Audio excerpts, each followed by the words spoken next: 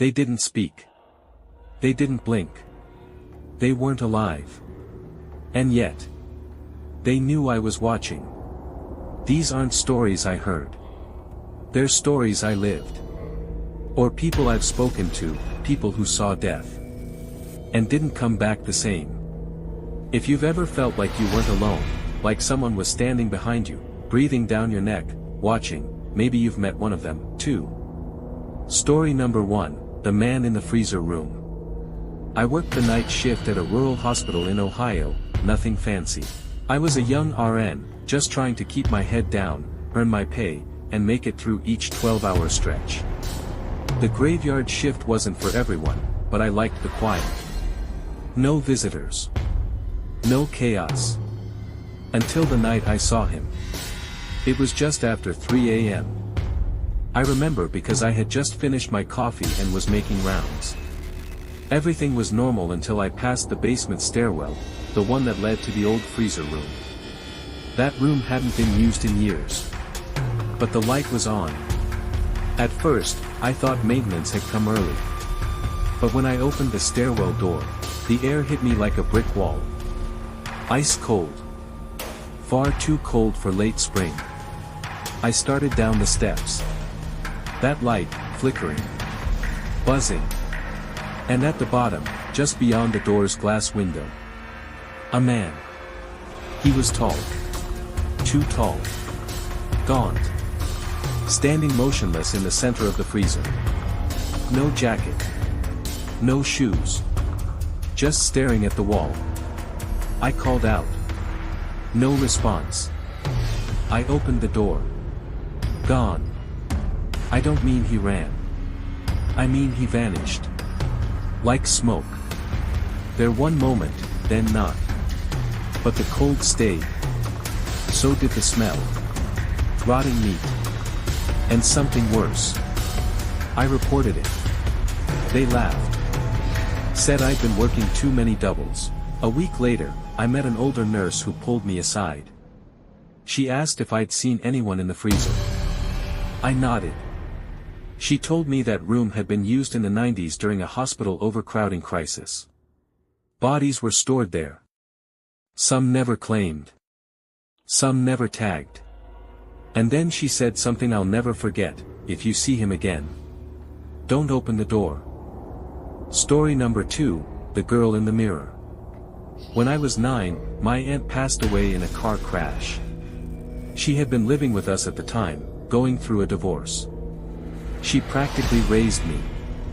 Her death hit our whole family hard, but especially me. That week, my mother covered every mirror in the house with black cloth. Old tradition, she said. Mirrors trap the soul. But I didn't listen.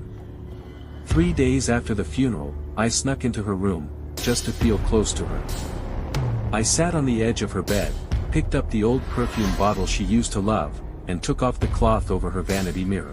That's when I saw her. Not behind me. In the mirror. Standing where I should have been. Same size. Same clothes. But her face. It wasn't mine. It was hers. My aunt. But wrong. Cold. Dead. Skin too pale. Eyes too wide. I screamed. Ran out. Nobody believed me. They said grief makes kids see things. I tried to forget it. But every mirror I looked into after that, every single one, I saw something just behind me. A shadow. A flicker. Sometimes even her smile. When I was 15, we moved. New house. New mirrors. Same problem. The final straw was prom night. I was fixing my hair in the bathroom, alone. No one else in the house. I blinked. And my reflection didn't. She leaned in. Whispered something I couldn't hear. I shattered the mirror with a hairbrush. To this day, I won't look into mirrors unless I absolutely have to. And when I do, I never linger. Because sometimes, I still see her. And she's always getting closer. Story number 3, The Man Under the Bed. This happened when I was 27. I had just broken up with my girlfriend of 6 years. Moved into a small studio apartment above a pawn shop in Baltimore. It wasn't much, one room, a kitchenette, and a single bed pushed against the wall.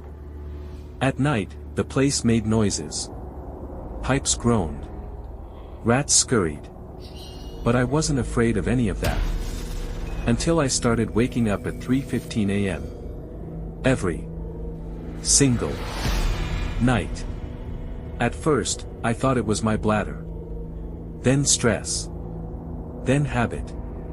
But each time I woke up, I felt it. Someone watching me. The room would be freezing. My breath visible. And from beneath the bed. Scratching. I'd look. Nothing. One night, I was done. I grabbed a flashlight and looked underneath. And there he was. Not a monster. Not a ghost. Just a man, lying on his side. Face inches from mine. Grinning. Then he opened his mouth. And whispered, "You saw me." I screamed. Jumped back. Hit my head. By the time I crawled to the door, he was gone. I moved out the next morning. Left everything. Couch. Clothes. Photos. The landlord tried to charge me. I didn't care. But a few weeks later, I got a letter. No return address. Just one sentence, "You looked under the wrong bed." People say ghosts aren't real. That the dead don't talk. That they don't return. But they're wrong. They don't return to talk. They return to be seen, and if you see them, truly see them. They never leave.